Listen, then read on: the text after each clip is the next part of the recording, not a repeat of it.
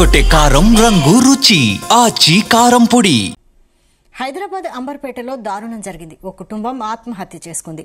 ఈ ఘటన అంబర్పేట మల్లికార్జున నగర్లో జరిగింది. భర్త శ్రీనివాస్, భార్య విజయలక్ష్మి, కూతురు శ్రావ్య ఉరి వేసుకుని ఆత్మహత్య చేసుకున్నారు. రామ్నగర్లో శ్రీనివాస్ దంపతుల పెద్ద కూతురు ఆత్మహత్య చేసుకుంది. అయితే అక్కడి నుంచి వారు మకాం మార్చి అంబర్పేటకొచ్చారు. పదే పదే దేవుడు పిలుస్తున్నాడని చుట్టుపక్కల వాళ్లతో ఈ కుటుంబం చెప్పేదని అంటున్నారు.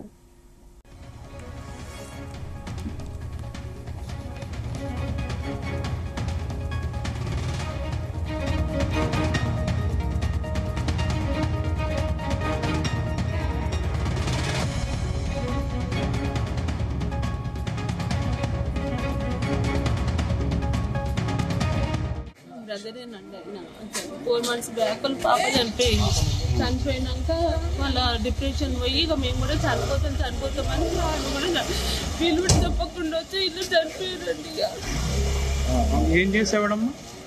ఎల్ఐసిలో సెక్యూరిటీ చేస్తున్నానండి.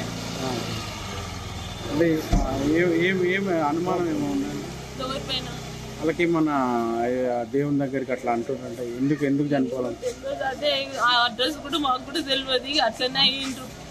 దేవుడు వచ్చి మంచిగా అవుతామో అనుకున్నారు. ఏమైందో మాకు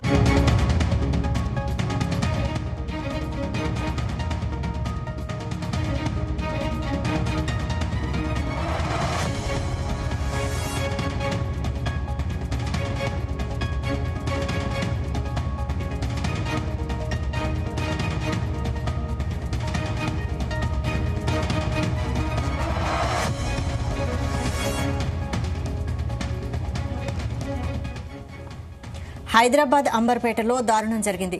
ఓ కుటుంబం ఆత్మహత్య చేసుకుంది. ఈ ఘటన అంబర్పేట మల్లికార్జున నగర్లో జరిగింది.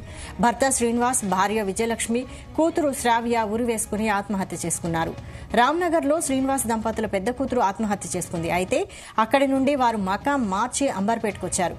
పదే పదే దేవుడు పిలుస్తున్నాడని చుట్టుపక్కల వాళ్లతో ఈ కుటుంబం చెప్పేదని అంటున్నారు.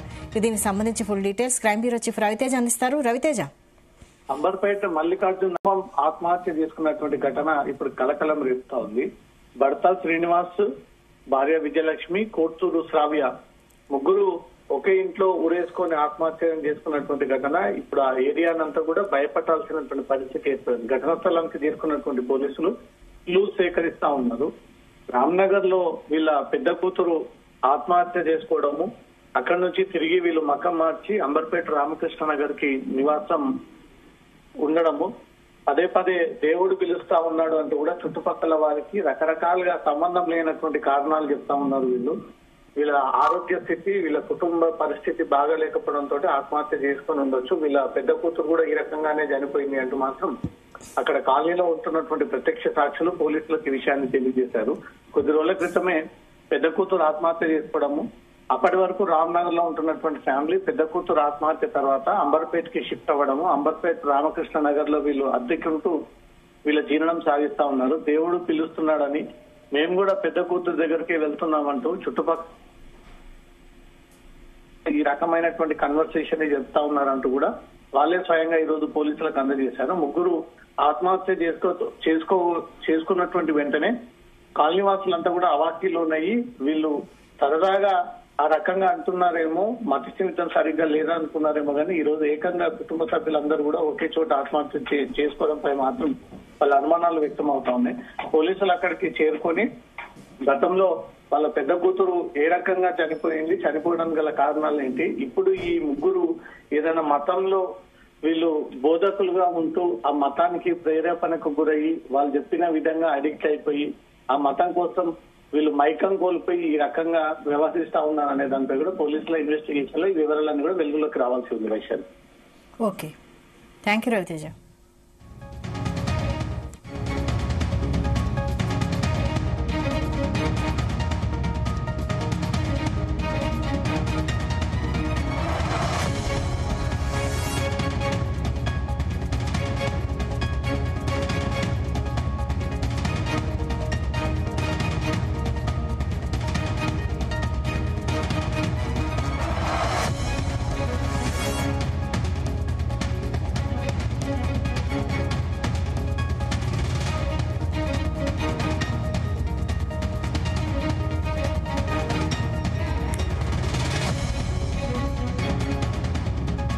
గుమగుమల వంటలే వంటలే తెరకొట్టే కారం రంగు రుచి ఆచి కారం పొడి.